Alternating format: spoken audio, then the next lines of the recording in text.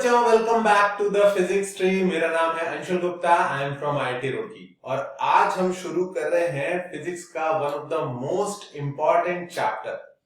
Most important chapter कौन सा है? Newton's laws of motion.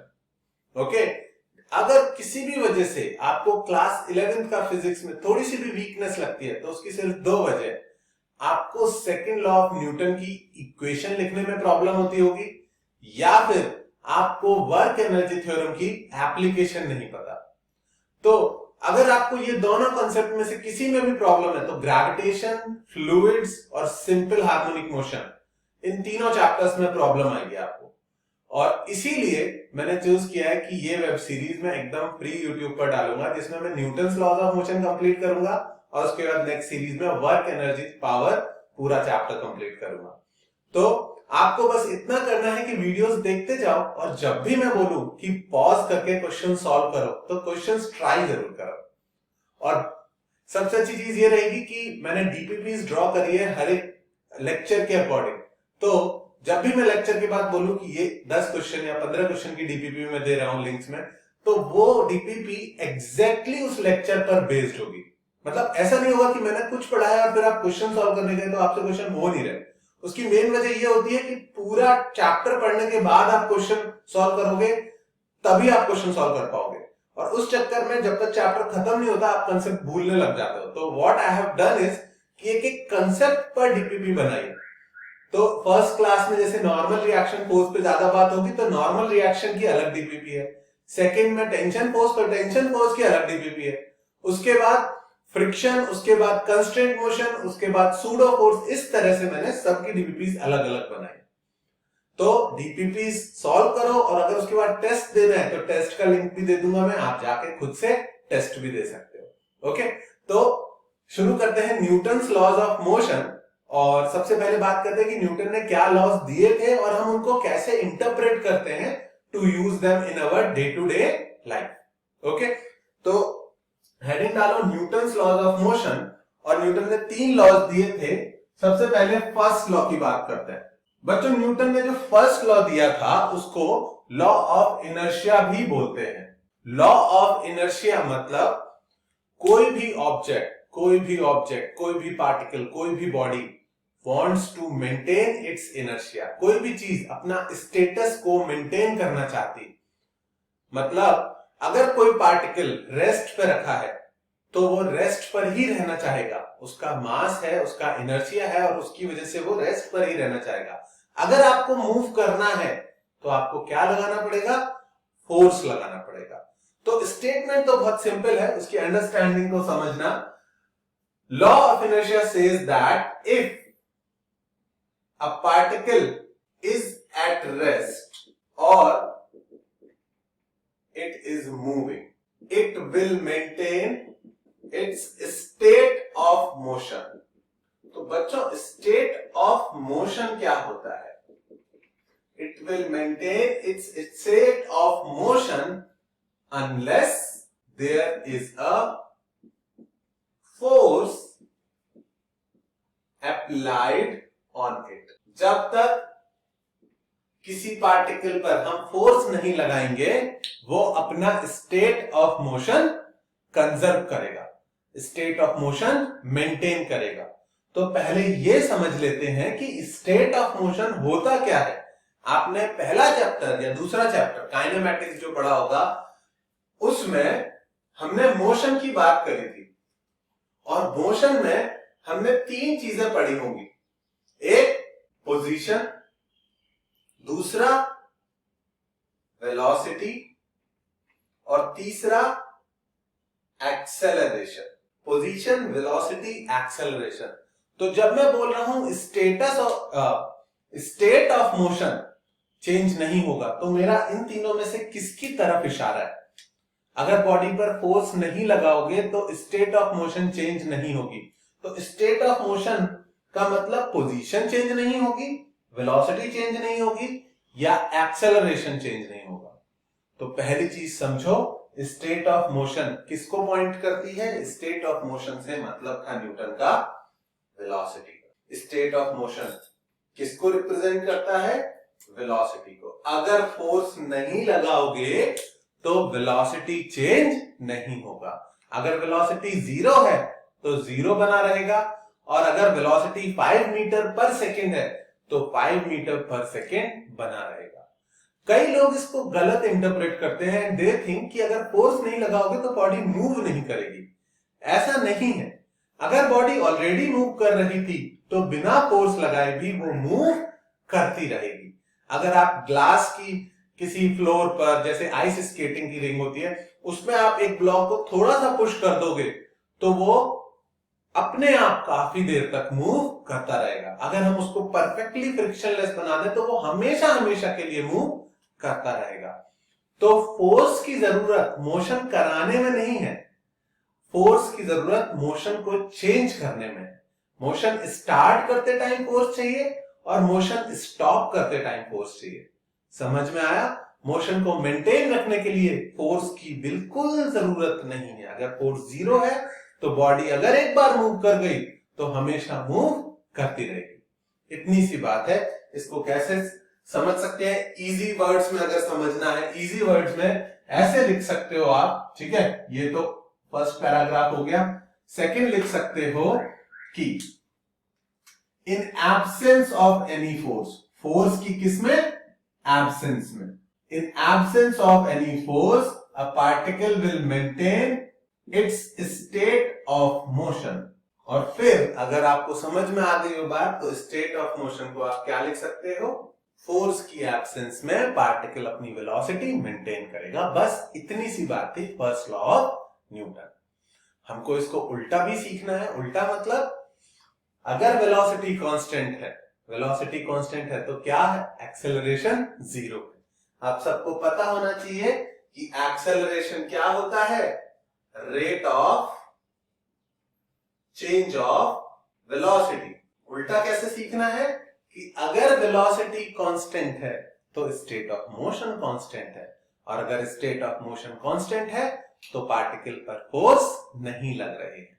ठीक है? उल्टा कैसे सीखना है? उल्टा ऐसे सीखना है कि अगर force in absence of every force a particle will maintain its state of motion. उल्टा क्या सीखना है कि इफ एक्सेलरेशन इज 0, अगर एक्सेलरेशन 0 है then also forces are absent. समझ में आ गई बात? तो पहले लॉ में न्यूटन ने यह बताया था कि अगर वेलोसिटी कांस्टेंट है या एक्सेलरेशन 0 है तो there are no forces on a particle. हम इसको थोड़ा सा चेंज करके कैसे लिखेंगे? भाई रियल लाइफ में नो फोर्स वाली सिचुएशन पॉसिबल नहीं है। कोई ना कोई फोर्स हमेशा होगा पार्टिकल पर। तो फोर्सेस आर एब्सेंट को तुम कैसे याद रखोगे? अगर एक्सेलरेशन 0 है किसी पार्टिकल का तो उस पर क्या कर सकते हो? नेट फोर्स 0 पुट कर सकते हो। हम इसको यूज करेंगे। हमने बहुत सिंप्लीफाई कर दिया फर्स्ट लॉ को। हमने बोल दिया if acceleration is 0 net force is 0। This is first law. बस इतनी सी बात याद रखनी है। अगर एक्सेलरेशन किसी पार्टिकल का 0 है तो उस पर फोर्स 0 होगा। This is what we will use. और इसको और अच्छे से यूज करना है तो ऐसे भी समझना, अगर x डायरेक्शन का एक्सेलरेशन 0 है, इधर लिख देता हूं, ठीक है? ये फर्स्ट थिंग लिखी थी हमने, ये सेकंड, और ये थर्ड लिख रहा हूं, और ये सबसे इंपॉर्टेंट है कि यूज क्या आएगा क्वेश्चंस में। क्या यूज आएगा क्वेश्चंस में? ये यूज आएगा कि अगर एक्सेलरेशन इन x डायरेक्शन 0 दिया है तो net force in x direction 0 कर देंगे, और अगर एक्सेलरेशन इन y डायरेक्शन 0 दिया है तो net force in y direction 0 कर देंगे। तो इट बिकम्स सो सिंपल कि अगर x डायरेक्शन में एक्सेलरेशन 0 है तो आगे का फोर्स पीछे के फोर्स के बराबर होगा, और अगर y डायरेक्शन में एक्सेलरेशन 0 है तो ऊपर का फोर्स नीचे के फोर्स के बराबर होगा। और आपको फटाफट इक्वेशंस मिल जाएंगी जिनको सॉल्व करके आंसर कैलकुलेट कर लेंगे। तो 1 सेकंड दे रहा हूं मैं, आप पॉज करना और इसको नोट डाउन कर लेना। ओके ओके बच्चों, ये हो गया। अब आगे बढ़ते हैं। ठीक है? पॉज करके नोट डाउन कर सकते हो। नोट डाउन जरूर करना, अदरवाइज भूल जाओगे क्या पढ़ाया था। ठीक है? मैं लेवल एकदम बेसिक से पूरा IIT JEE तक लेके जाऊंगा, तो ऐसी चिंता मत करना कि कुछ छूट जाएगा या हमें नोट डाउन नहीं करना चाहिए, मेहनत वेस्ट हो जाएगी, ऐसा बिल्कुल नहीं होगा। अब चलते हैं सेकेंड लॉ की तरफ। सेकेंड लॉ क्या कहता है? Second law is technically definition of force. Newton ने फोर्स की मैथमेटिकल डेफिनेशन सेकेंड लॉ से दे दी, ऐसे समझ सकते हो आप। फोर्स क्या होता है ये तो सबको समझ में आता है, any external factor which can change the motion of a body. कोई भी बाहरी चीज जो बॉडी के पार्टिकल के मोशन को चेंज कर सकती है, उसको फोर्स बोलते हैं।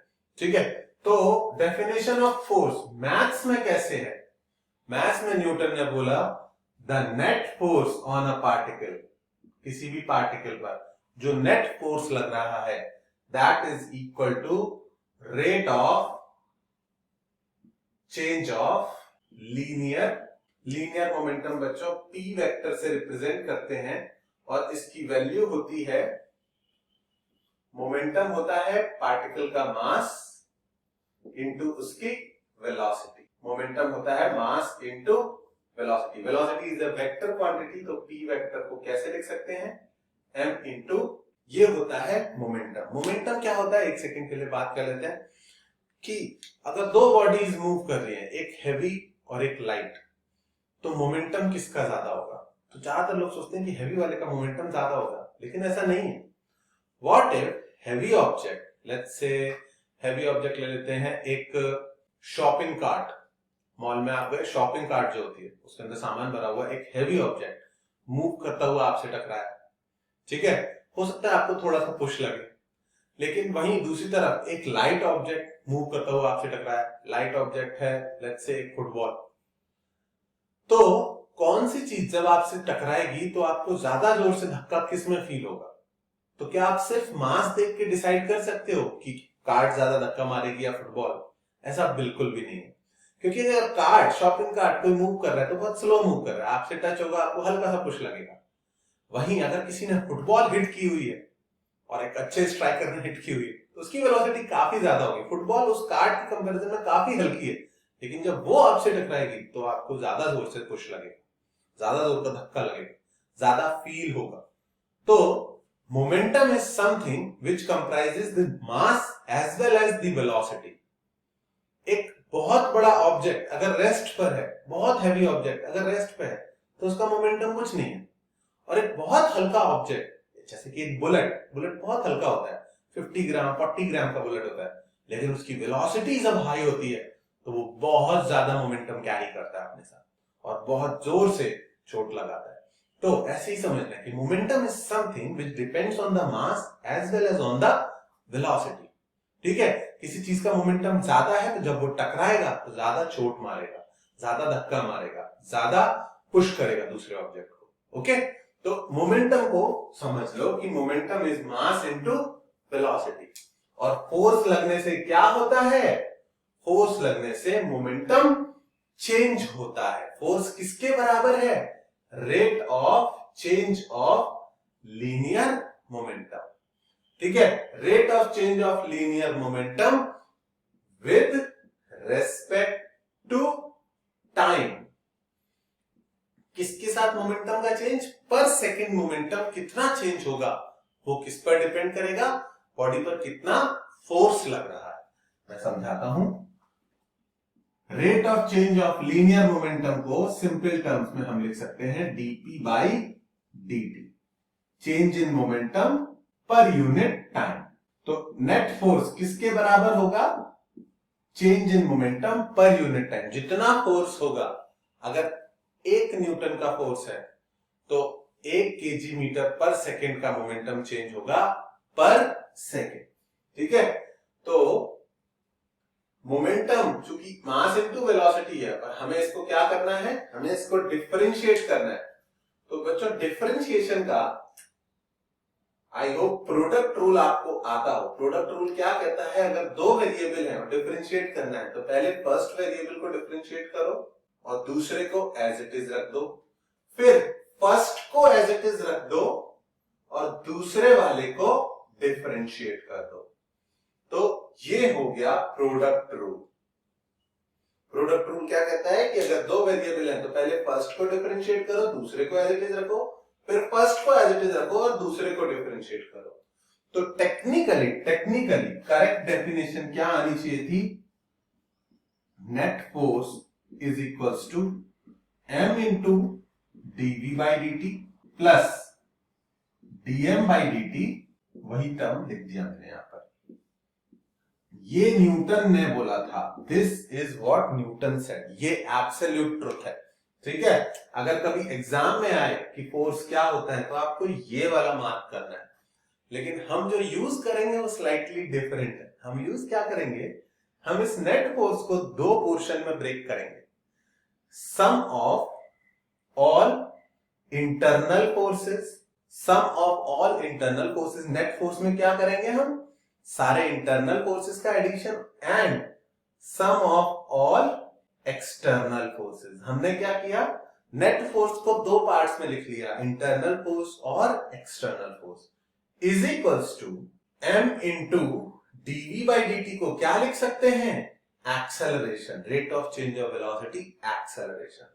एक तो हमने ये काम किया, दूसरा काम क्या किया, हमने बोला कि ये सेकंड टर्म 99% केसेस में जीरो होगा। क्यों जीरो होगा? 99% केसेस में मास जो है वो क्या होगा, कांस्टेंट, पार्टिकल का मास चेंज नहीं हो रहा होगा। अब जो लोग IIT JEE एडवांस के लिए पढ़ रहे हैं उनको रॉकेट प्रोपल्शन सीखना है, और रॉकेट प्रोपल्शन के केस में हम पढ़ेंगे कि मास चेंज होता है, तो उसको हम तभी देखेंगे, वर्क एनर्जी थ्योरम में पढ़ाऊंगा उसको मैं। ठीक है, तो अभी के लिए एक टर्म जीरो और दूसरा हो गया मास इनटू एक्सेलरेशन। अब दूसरी इंपॉर्टेंट चीज, सम ऑफ ऑल इंटरनल फोर्सेस हमेशा कितना आएगा, जीरो। इंटरनल फोर्सेस का सम हमेशा कितना आएगा, जीरो। अगर एक्सटर्नल फोर्स नहीं है तो इंटरनल फोर्स कभी भी सिस्टम को एक्सेलरेट नहीं कर सकते, उसका मोमेंटम चेंज नहीं कर सकते। आप सोचो, अगर आपको कार के अंदर बिठा दो और बोलूं कार को आगे धक्का दो, क्या आप कार को आगे धक्का दे सकते हो? बिल्कुल भी नहीं। आप कार के अंदर बैठ के कार को आगे पुश नहीं कर सकते। अगर मैं एक्सटर्नल फोर्स पूरी तरह हटा दूं, मैं जमीन पर से फ्रिक्शन हटा दूं, तो कितनी भी अच्छी क्वालिटी का कार का इंजन हो, फरारी से लेके लैम्बोर्गिनी तक, कुछ भी हो, आप इंजन ऑन करोगे, इंजन वाइब्रेट करेगा, फ्यूल जलेगा, व्हील्स घूमेंगे, लेकिन कार आगे नहीं बढ़ सकती। कार आगे तब तक नहीं बढ़ेगी जब तक एक्सटर्नल फोर्स फ्रिक्शन प्रेजेंट ना हो। या चलो अपने खुद का एग्जांपल ले लो, अगर आपके शूज के नीचे परफेक्टली फ्रिक्शनलेस केले के छिलके चिपका दूं, एकदम अच्छी क्वालिटी के केले के छिलके, और फिर बोलूं दौड़ो, तो क्या दौड़ पाओगे आगे? बिल्कुल नहीं दौड़ पाओगे। क्यों? क्योंकि एक्सटर्नल फोर्स जो चाहिए था आपको, ग्राउंड से जो फ्रिक्शन चाहिए था वो हटा दिया। तो बिना एक्सटर्नल फोर्स के कोई भी सिस्टम का एक्सेलरेशन पॉसिबल नहीं है। ओके, मोमेंटम चेंज नहीं हो सकता। सम ऑफ ऑल इंटरनल फोर्स हमेशा कितना आता है, जीरो आता है। ठीक है, तो इसको भी हमने दो एग्जाम्पल वो लगा दिया, अप्रोक्सीमेशन नहीं, दो थ्योरम लगा दिया। तो इंटरनल फोर्स इज जीरो और मास को हमने क्या मान लिया, कांस्टेंट। तो second law becomes much easier मतलब अब मैं लिख सकता हूं external force is equals to mass into acceleration. External force की वैल्यू कितनी आएगी हमेशा, मास इनटू एक्सेलरेशन के बराबर आएगी। इसका ये मतलब नहीं है कि अगर कोई चीज एक्सेलरेट कर रही है तो उस पर ये वाला फोर्स एक्स्ट्रा लग गया, नहीं। अगर कोई चीज एक्सेलरेट कर रही है तो उस पर जितने भी फोर्सेस का सम है वो किसके बराबर आएगा, मास इनटू एक्सेलरेशन के बराबर आएगा। बस इतनी सी थी बात। This is definition of force. तो सेकेंड लॉ में हमको क्या याद रखना है कि डेफिनेशन ये है कि net force is equals to rate of change of linear momentum. Exam में गलती से भी external force equals to ma नहीं मार्क करना है।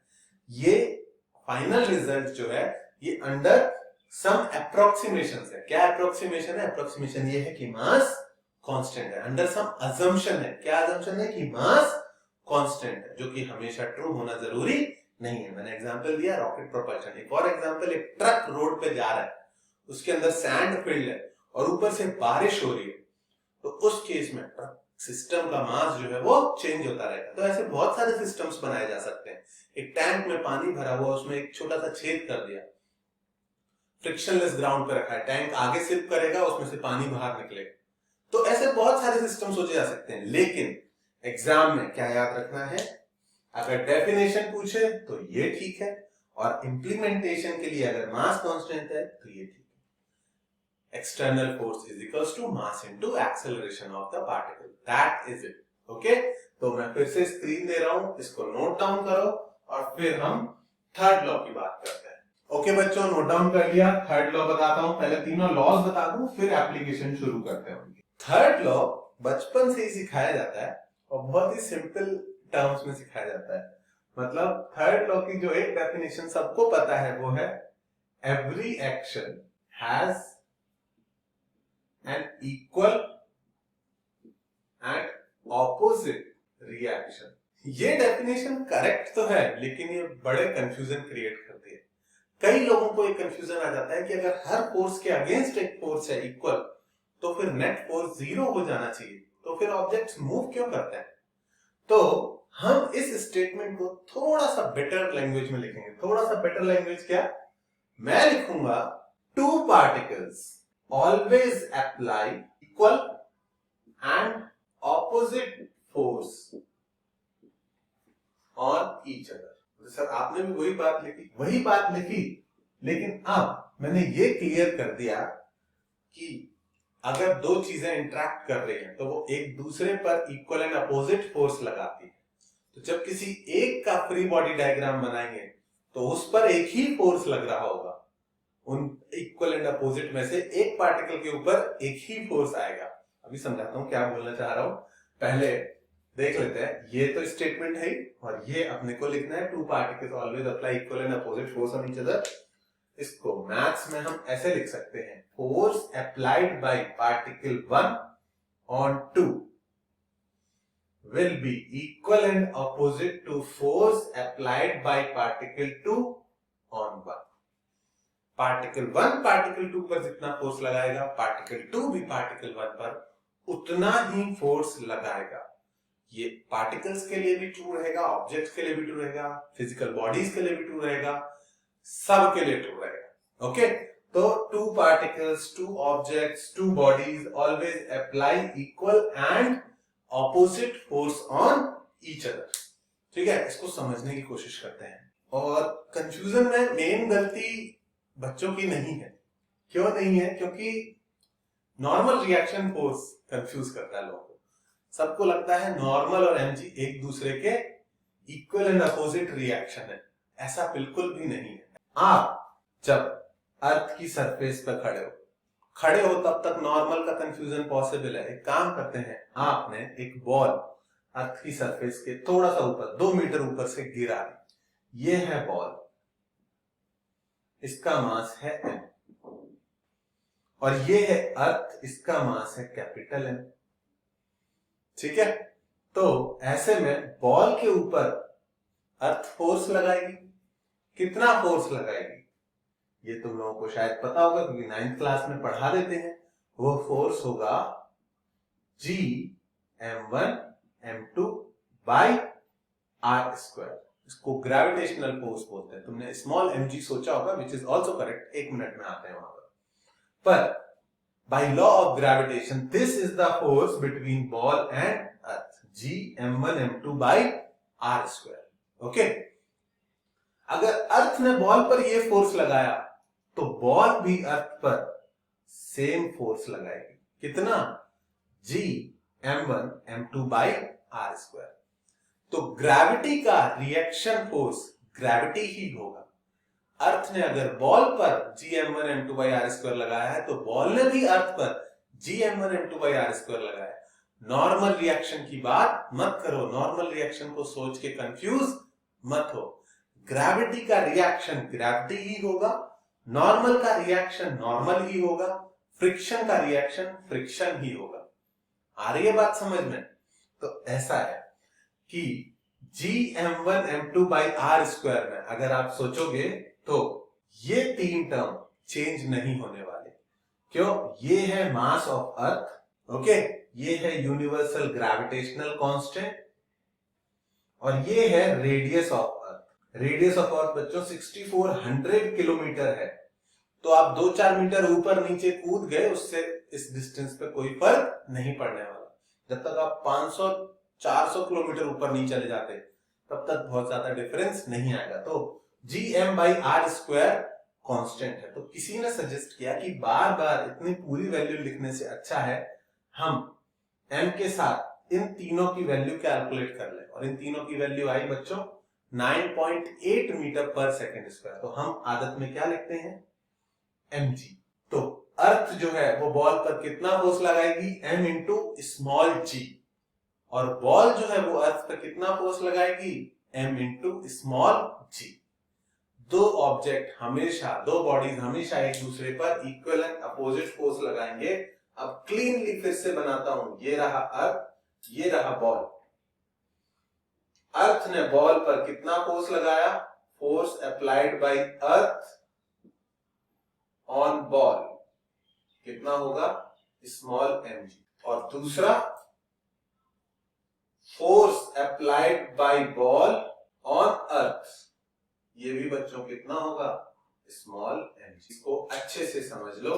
नॉर्मल रिएक्शन का नाम ही रिएक्शन है, पर ऐसा नहीं है कि वो ग्रेविटी का रिएक्शन पेयर हो, ओके? उसका नाम ही खराब है, ठीक है? ग्रेविटी का रिएक्शन ग्रेविटी ही होगा। जितना फोर्स अर्थ बॉल पे लगाती है उतना ही बॉल अर्थ पे लगाती है, और वो ग्रेविटेशनल फोर्स ही होता है, वो नॉर्मल रिएक्शन नहीं होता है। आई होप ये बात आपके समझ में आई हो। फटाफट इसको नोट डाउन करो। मेरे को एक और एग्जांपल देना है थर्ड लॉ का जो कंफ्यूज करता है लोगों को। ओके बच्चों, एक और एग्जांपल देना है जो कभी कभी कंफ्यूज करता है। इसके आगे लिख लेना, ठीक है? This is example 1 of third law. अब एक और मत पूछना है मुझे, तो सोच समझ के आंसर करना। अगर सही कर लो पहले ट्राई में तो बताना मुझे, ठीक है? कमेंट्स में बता सकते हो इधर हमने फर्स्ट टाइम में सही आंसर दिया था, ओके? क्योंकि ये एक ग्राउंड है, ये एक प्लेन है, और इस पर दो लोग खड़े हैं। एक है ए और दूसरा है बी। ए थोड़ा ताकतवर सा है और बी थोड़ा सा बेचारा वीक है, ओके? ओके, अच्छा, इसका मास ma है, इसका मास mb है, ठीक है? दोनों एक दूसरे को पुश कर रहे हैं, दोनों एक दूसरे को धक्का दे रहे हैं, ठीक है? सुमो रेसलिंग नहीं होती है, धक्का दे रहे हैं, बस दोनों एक दूसरे को धक्का दे रहे हैं। ए इज विनिंग। क्या हो रहा है? ए इज विनिंग, ए जीत रहा है, और ये दोनों के दोनों अगर जीत रहा है तो ए आगे बढ़ रहा होगा। दोनों के दोनों आगे जा रहे हैं विद एक्सेलरेशन ए, ओके? मैं वैल्यूज भी दे सकता हूं पर अभी वैल्यूज की जरूरत नहीं है। एक्सेलरेशन ए, तो ए बी को धक्का दे रहा है, बी ए को धक्का दे रहा है, और ए इज विनिंग, और दोनों के दोनों आगे जा रहे हैं विद एक्सेलरेशन ए। तो इनमें से कौन सा स्टेटमेंट करेक्ट होगा? एफ ए, मल्टीपल भी करेक्ट हो सकते हैं, सोच समझ के बोलना। फर्स्ट है F A on B is equals to F on A.